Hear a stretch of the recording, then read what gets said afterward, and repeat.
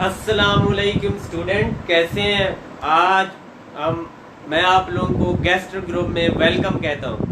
हमारे तकरीबन मेरे ख्याल में 78 के करीब इस ग्रुप के मेंबर हैं और ये जल्दी 100 भी हो जाएंगे इंशाल्लाह। और ये सबसे ज़्यादा इम्पोर्टेंट चैप्टर मेडिसन, ख़ास तौर पे इंटरनल मेडिसन के हवाले से जो इम्पोर्टेंट टॉपिक है ये है गैस्ट्रोएंटरोलॉजी एंड हेपेटोलॉजी। तो ये दो ही इम्पोर्टेंट है पूरी इंटरनल मेडिसिन में, क्योंकि हम मोस्टली यही देखते रहते हैं और इनको पढ़ते भी इनको ही हैं। और हम आज भी मैं इनकी आप लोगों को डिटेल बताऊंगा। उसमें से सबसे पहले मैं ऐसा टॉपिक डिस्कस करना चाहता हूं जो पहले आ चुका हो और जिसकी इमरजेंसी में बहुत ज़्यादा इम्पोर्टेंस हो, वो है अपर जीआई ब्लीड। अपर जीआई ब्लीड क्या होता है आप लोगों को पता होना चाहिए। अपर जीआई ब्लीड, सारे लाइव हो जाए जल्दी जल्दी। अच्छा, मुझे ये बताएं कि कभी आप लोगों ने कोई ऐसा पेशेंट देखा कि आप लोग इमरजेंसी गए, वो ब्लीडिंग कर रहा हो, हेमोप्टेसिस नहीं, हेमेटेमेसिस। अपर जीआई ब्लीड को क्या कहते हैं? हेमेटेमेसिस। हेमोप्टेसिस होता है स्पुटम पे आना, हेमेटेमेसिस क्या होता है? Blood in vomitus. अच्छा जी, कभी कभी तो डार्क मतलब आ रहा होता, कॉफी टाइप, इसका मतलब है ब्लीडिंग पहले हुई थी, शायद अंदर ब्लड कड़ा था, वो वापस आ गया। एक्टिव ब्लीडिंग, ब्राइट रेड, और उसके बाद क्लॉट्स के साथ रेड ब्लड जब आ रहा है, इसका मतलब है मैसिव ब्लीडिंग हो रही है। तो अपर GI bleed dangerous disease. Even hospital में एडमिट करके फिर भी पेशेंट में 10% मोर्टेलिटी होती है। तो अब हम ये देखते हैं कि जो अपर जीआई ब्लीड है, क्या सिर्फ अपर जीआई ब्लीड होगा तो उसको कहेंगे? नो, मलीना भी हो सकता है। आज एक टर्म नई सुनी होगी आप लोगों ने, melaena. What is melaena? What is haematochezia? Melaena is a black tarry stool, यानी कि ब्लैक स्टूल है तो उसको मलीना कहते हैं। तो मलीना जो है अपर जीआई ब्लीड को शो करता है। Oh my God, black stool iron therapy में भी आते हैं, कंफ्यूज ना करना, लेकिन फॉल्स स्मेलिंग होते हैं। अच्छा जी, अपर जीआई ब्लीड का ब्लैक स्टूल से क्या ताल्लुक? ओ भाई, अगर स्टमक ब्लीड कर रहा है, अपर जीआई ब्लीड होती कहाँ है? फर्स्ट पार्ट ऑफ ड्यूरिनम टू, मतलब ये ऊपर ऊपर जितना भी है ये अपर जीआई ब्लीड है। तो अगर स्टमक ब्लीड कर रहा है, क्या नीचे नहीं जाएगा ब्लड? जाएगा ऑफ कोर्स।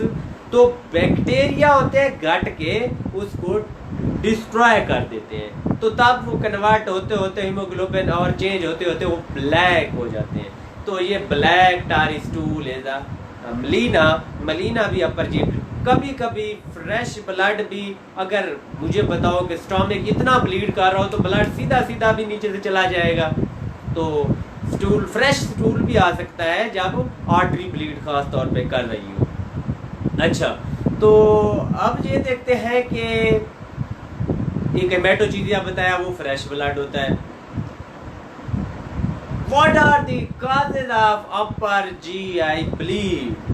ये बहुत ज़्यादा पूछी जाती है, बहुत ज़्यादा कॉमन क्वेश्चन है और आप लोगों से ये वाइवा में पूछी जाएगी और बहुत सारी जगह पे पूछी। ओ भाई, what are the causes of upper GI bleed? What are the causes of upper GI bleed? मैं तो इमरजेंसी में हाउस ऑफिसर्स को हर हाउस ऑफिसर से हर रोज ही पूछता हूँ, what are the causes of upper GI bleed?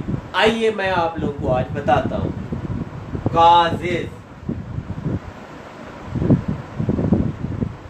Number 1 का वर्ल्ड वाइड तकरीबन 30 to 50%। नंबर 1 का वर्ल्ड वाइड तकरीबन 35 to 50%। नंबर 1 का पेप्टिक अल्सर। पेप्टिक अल्सर, ये इसकी परसेंटेज भी है 35 to 50%। मतलब हाफ ऑफ दी केसेस तो पेप्टिक अल्सर से। वो भाई अल्सर तो हमने वैसे ही पेप्टिक अल्सर डिजीज पढ़नी है अलग से, और इतने पेशेंट आते हैं पेप्टिक अल्सर डिजीज के, लेकिन मेरा लेक्चर सुन लेंगे तो आप लोग अभी से डॉक्टर बन जाएंगे। तो मैं आज बताता हूँ आप लोग को, ये पेप्टिक अल्सर ब्लीड भी कर जाते हैं। यस, मुझे बताओ, एक स्टमक की लेयर में अल्सर होता जा रहा है तो वो आर्टरी को इरोड नहीं करेगा? यस करेगा, वहां से ब्लीडिंग होना स्टार्ट हो जाएगी और अपर जी ब्लीड हो जाएगा। और इसी तरह ड्यूडिनल में अल्सर हो गया है तो ड्यूडिनल अल्सर भी क्या करेगा, आर्टरी होती है एंटीरियर पोस्टीरियर आर्टरी, अगर एंटीरियर इन्वॉल्व होती है और जो है उसमें पोस्टीरियर भी इन्वॉल्व हो जाती है, तो दोनों अगर इन्वॉल्व हो तो उसको किसिंग अल्सर कहते हैं। वैसे ये सर्जरी में पढ़ेंगे, लेकिन वहां से भी तो ब्लड आ सकता है आर्टरी के रीजन से। तो most common cause in world wide, कहाँ लिखा होगा? वर्ल्ड वाइड, यानी कि पूरी दुनिया में जो मोस्ट कॉमन कॉज है वो पेप्टिक अल्सर है। लेकिन पाकिस्तान में और है कुछ, वो मैं अभी बताता हूँ। चले अभी देखते हैं। सेकंड नंबर पे है gastritis, gastric erosion. Gastric erosion due to NSAIDs, glucocorticoid, alcohol, आओ जी, ड्रग्स भी अल्सर करती हैं। इनसेड अल्सर करते हैं। जब मैंने रूमेटोलॉजी में पढ़ाया था कि इनसेड अल्सर करते हैं, तब तक आप लोगों को पता तो होना चाहिए, whenever you prescribe NSAID you should prescribe PPI। यार अल्लाह के बंदे, ये इतनी मैं आप लोगों को हर रोज ये बात बताता हूँ। अभी भी अगर आप लोगों ने पेशेंट को NSAID PPI के बगैर दे दिया तो हम में से नहीं है। तो NSAID गैस्ट्रिक एरूजन करते हैं, ग्लूकोकार्टिकॉइड्स एंड अल्कोहल। तो ये भी कितनी परसेंटेज है इनकी? तकरीबन ये 10% से भी ज्यादा है, 10 to 15% है। और इसी तरह ईसोफिजाइटिस, ये भी 10% केसेस होते हैं जो कि ईसोफिजाइटिस करते हैं। अब चलते हैं जो हमारे पास कॉमन है लेकिन वर्ल्ड वाइड कॉमन नहीं है, वो है ब्रीशियल ब्लीड। जब CLD होता है, क्रॉनिक लिवर डिजीज होती है आगे, क्योंकि जब हम लिवर पढ़ेंगे तो हर रोज क्रॉनिक लिवर डिजीज आप लोगों को मैंने पका देना, इतना क्रॉनिक डिजीज का मतलब होते हैं। तो वो CLD से पोर्टल हाइपरटेंशन डेवलप होता है। जब पोर्टल हाइपरटेंशन डेवलप होगा, मुझे बताओ, पोर्टो सिस्टेमिक शंट गैस्ट्रिक और इसोफेजियल के लोअर एंड पे पड़ी है ना?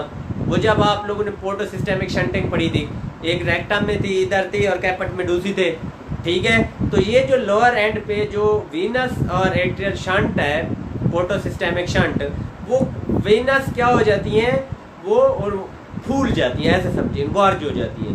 तो बैकवर्ड प्रेशर की वजह से, पोर्टल हाइपरटेंशन की वजह से, तो उनको कहते हैं व्रीसिस।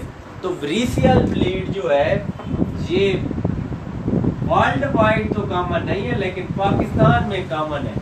वेरिसिस कैसे होगी? ये तकरीबन है 9 to 10% है मेरे ख्याल में, 9 to 10% है। हाँ, ये वर्ल्ड वाइड है डाटा, 2 to 9%, सॉरी 2 to 9% है। ये वर्ल्ड का डाटा है, हमारा नहीं है। हमारा most common variceal bleed, worldwide most common peptic ulcer. ये MCQs भी बता रहा हूँ। अच्छा जी, वेरिसिस हो गई, और 2 to 9% ये CLD की वजह से हो सकती है, क्रोनिक लिवर डिजीज या पोर्टल हाइपरटेंशन किसी और काज की वजह से हो, तब भी हो जाएगी। अब चलते हैं वेसल की डिजीजेस के बारे में। एक होता है रेचिंग, होती है बाजू का रेचिंग हुई, फोर्सफुल, आपको कभी कभी वोमिटिंग होती है। हर बंदे को मेरे ख्याल में एक दफा वोमिटिंग तो हुई होगी, ऐसे करते हैं तो जो मिकोजा है उसमें एक वर्टिकल टीयर आ जाता है, उसको बोलते हैं मिलरी वेस टीयर। क्या? मिलरी वेस टीयर।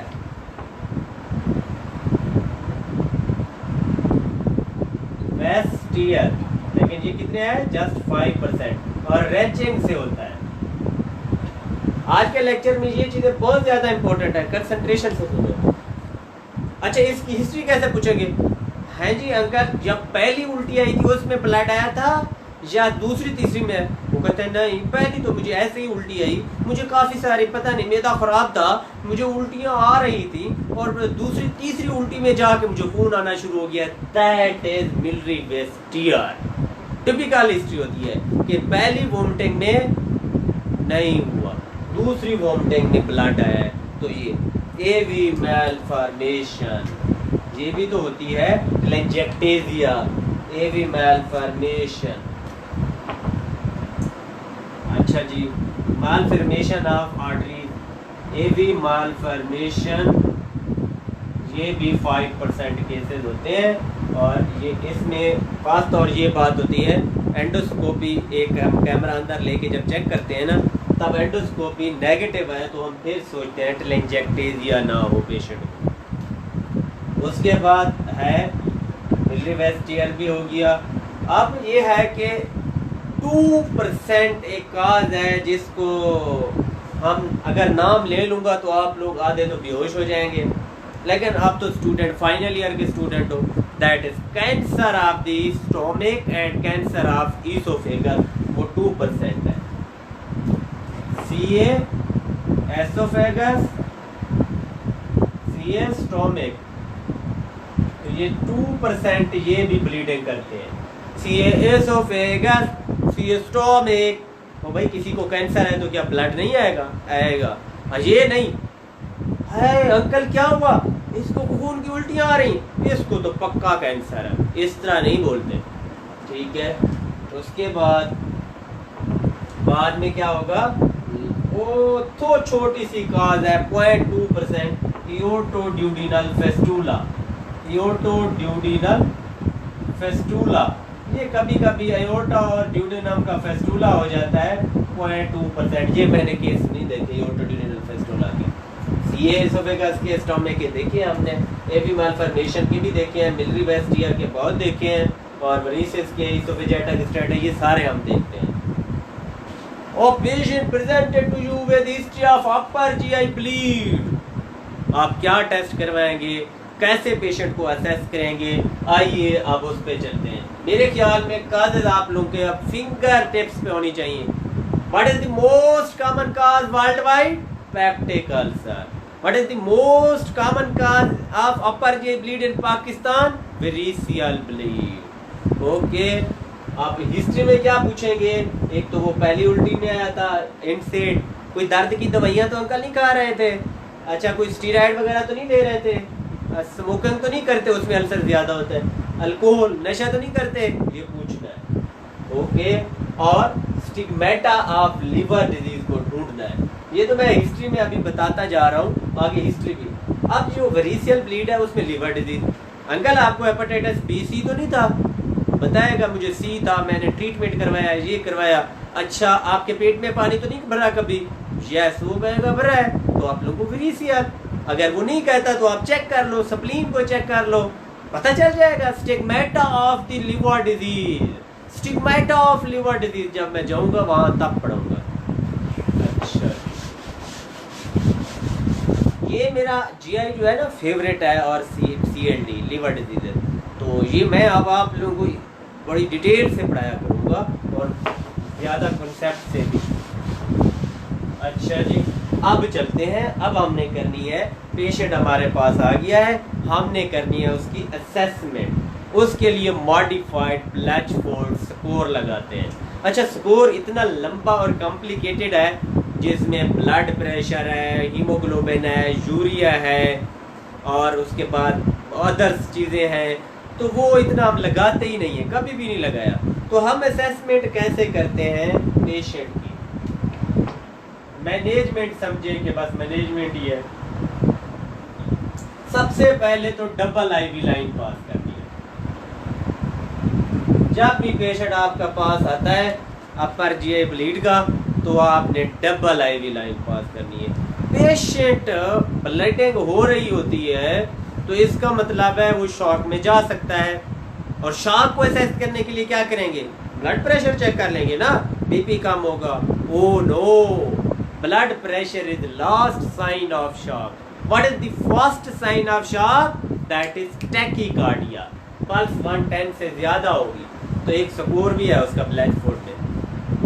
सबसे पहले पल्स चेक करें। कहते हैं ना वो डॉक्टर के पास गया वो नब्ज चेक करता है, वो भाई अच्छा डॉक्टर वही होगा जो नब्ज चेक करेगा और देखेगा। काफ़ी सारी चीज़ें इस पे भी पता चलती हैं। ये पेशेंट आया इमरजेंसी में, मैंने देखा पल्स उसकी टैकी थी, बहुत ज़्यादा टैकी थी। Oh my God, patient is going into shock, active हो जाओ। तो शॉक की मैनेजमेंट रिसेसिटेशन। दूसरे नंबर पे क्या करना है? रिसेसिटेशन। बीपी लिया आप लोग ने, पल्स चेक की और आईओपी चार्ट, यूरिन आउटपुट का पता होना चाहिए, उससे हमें पता चल जाता है। रिसेसिटेशन, रिसेसिटेशन कैसे करेंगे? ब्लड लॉस हो रहा है, शॉक में पेशेंट जा रहा है, रिसेसिटेशन कैसे करेंगे? Ideal fluid for upper GI bleed is blood, खून का बदला खून। लेकिन वो इमरजेंसी में कहां से आएगा आपके पास? पेशेंट बेचारा कहां से भाग के आएगा? आपने नर्स को तो कह दिया कि इसको आईवी लाइन लगाए, स्टाफ जी जल्दी जल्दी आईवी लाइन लगाए, उसने लगा दी। अब उसको कुछ लगाना तो है। एचओ को कहेंगे बेटा इसका बीपी लो, आप अभी तो खुद एचओ बनेंगे। अच्छा हाँ जी, इसका बीपी लो, पल्स चेक करो और इसके बाद इससे पूछो यूरिन आ रहा है या नहीं, वो चेक कर लेगा। अब आपने क्या देना है? उसकी रिसेसिटेशन करनी है। अब आपके पास तो ब्लड है ही नहीं, ideal fluid for upper G bleed is blood, वो तो है नहीं।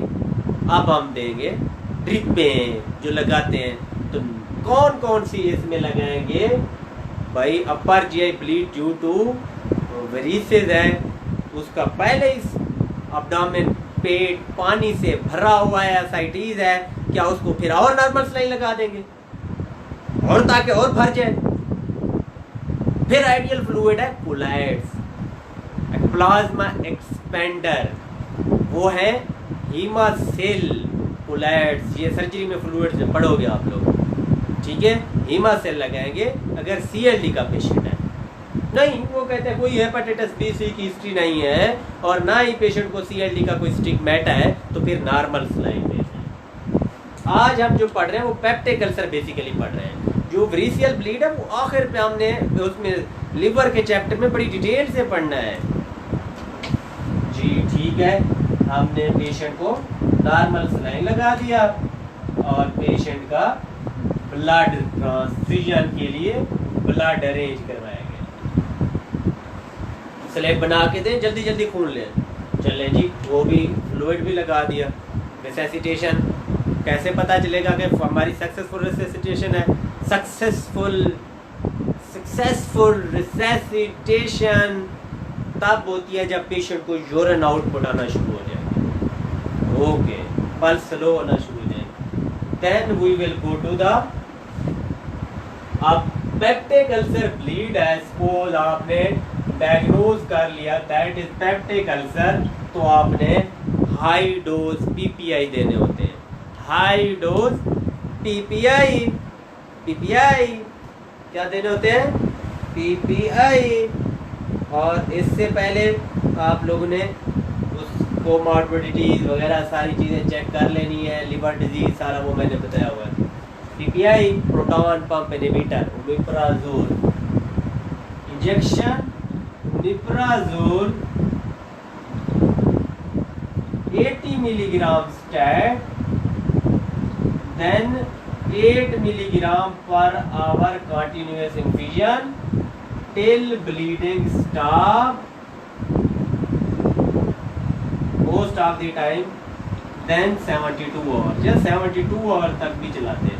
अच्छा ये आप लोगों को ये डोजेज याद रखने की ज़रूरत नहीं है, लेकिन पीपीआई रखना।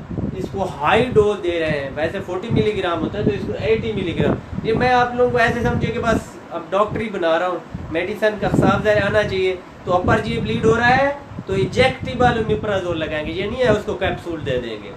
इंजेक्टेबल ओमिप्राजोल 80 मिलीग्राम स्टैट में लगा देंगे इन्फ्यूजन में, और फिर उसको 8 मिलीग्राम पर आवर देंगे। क्या एंटीमीटिक देने चाहिए अपर जी ब्लीड में? नहीं, ज़रूरत नहीं है, ठीक है? ब्लीड में ट्रांसामीन वगैरह ऐसे इंजेक्शन देने चाहिए? नहीं, ज़रूरत नहीं है। चलें जी, ऑब्जर्व करें। पेशेंट ठीक होता है, नहीं हो रहा। तो आइडियल क्या है, हमें पता कैसे लगेगा एक्चुअल में ब्लीडिंग कहाँ से आ रही है? आइडियल क्या है? That is endoscopy. Endoscopy is diagnostic as well as therapeutic. अब मैं ये आप लोगों को बता चुका हूँ कि मैदे में जो हम कैमरा डाल के चेक करते हैं, एंडोस्कोपी। Next is endoscopy. अब एंडोस्कोपी क्या करेगी? डायग्नोज करेगी कि अल्सर कहाँ पड़ा है। गैस्ट्रिक अल्सर है तो always take biopsy. Gastric ulcer में सी स्टोमक के बहुत ज़्यादा चांसेस होते हैं, बिनाइन नहीं होता। ड्यूडिनल अल्सर फिर भी बिनाइन हो सकता है, लेकिन बायोप्सी तो लेनी है।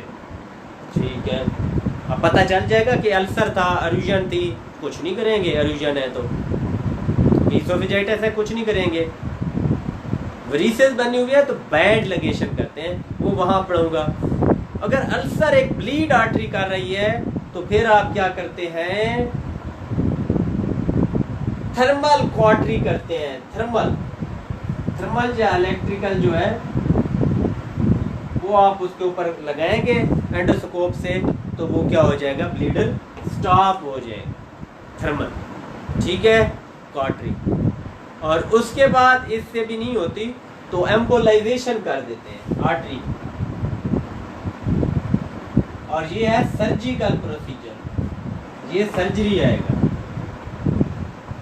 एम्बोलाइजेशन। और सीएलडी है तो टिप्स वगैरह करते हैं, वो भी मैं बताऊंगा जब सीएलडी पढ़ेंगे। तो ठीक है, एंडोस्कोपी की विद इन 72 आवर्स होनी चाहिए एंडोस्कोपी, विद इन 24 आवर्स। अगर जो अच्छे जो सेटअप होते हैं ना, वो फ़ौरन ही एंडोस्कोपी करते हैं। लेकिन फ़ौरन इसलिए नहीं करनी चाहिए क्योंकि अगर मैदे में ब्लड भरा हुआ है तो कैसे आप देखेंगे? थोड़ी देर बाद करनी चाहिए। और जो रेशियल ब्लीड है उसकी लेट करनी चाहिए बेशक, और पेशेंट को एटियोलॉजी को कॉज ट्रीट करें। अब देखें, अल्सर बना हुआ था तो उसको एच पैलोरी भेज दें, और फिर एच पैलोरी रेडिकेशन थेरापी है, वो मैं जब पेप्टिक अल्सर पढ़ाऊँगा तब भी पढ़ाऊँगा। तो आज मैंने अपर जी ब्लीड की काजेज और छोटी छोटी मैनेजमेंट बताई, अभी हमने स्टार्ट लिया है। इंशाल्लाह फिर मैं आगे इसकी मज़ीद डिटेल बताऊंगा जब हम लीवर में जाएंगे कि अपर जी ब्लीड को कैसे मैनेज करते हैं। इसमें कोई हमने ज़्यादा कोई मेडिसिन भी नहीं दी, इसको फ्लूइड्स लगाए, ब्लड अरेंज करवाया, हमने आईओपी चार्ट मेंटेन कराया। मॉनिटरिंग इसमें बहुत ज़्यादा होती है, 1 आवरली आपने मॉनिटरिंग करवानी होती है इसकी, 1 आवरली। देखें, इसमें फोलीज पास करवाएं, उसका आउटपुट चेक करें, आप रिसेसिटेशन कर रहे हैं, और इसी तरह आप लोग ने ओमिप्राजोल देते रहें, और फिर एंडोस्कोपी करें। एंडोस्कोपी डायग्नोज भी कर देगी, और ट्रीटमेंट अगर होता है तो उस पर करें। उससे भी नहीं होता, कभी कभी पेप्टिक अल्सर ब्लीड इतने बड़े होते हैं कि आर्टरी, मेजर आर्टरी ब्लीड कर रही होती है, वो एंडोस्कोपी से भी नहीं रुकता, उनको ऑपरेशन थिएटर लेके सर्जरी जाके करनी पड़ती है। और सर्जरी जो प्रोसीजर है वो है पार्शियल गैस्ट्रेक्टमी, बेलरोथ 1 प्रोसीजर। ये सर्जरी में डिटेल से पढ़ेंगे, और बेलरोथ 2 भी करते हैं कभी कभी, और अगर ड्यूडिनम में पड़ा है तो फिर प्लेरोप्लास्टी कर देते हैं, रिसेक्शन कर देंगे अल्सर की और बाकी जोड़ देंगे। Partial gastrectomy surgical procedure, partial gastrectomy, pyloroplasty. Total gastrectomy तो नहीं कर सकते, पार्शियल गैस्ट्रेक्टमी इसको कहते हैं, बेलरोथ 1। ये प्रोसीजर करने पड़ते हैं जब ब्लीडिंग ना स्टॉप हो रही हो। तो ठीक है, इंशाल्लाह बाकी हम कल पढ़ेंगे। तब तक के लिए अल्लाह हाफिज।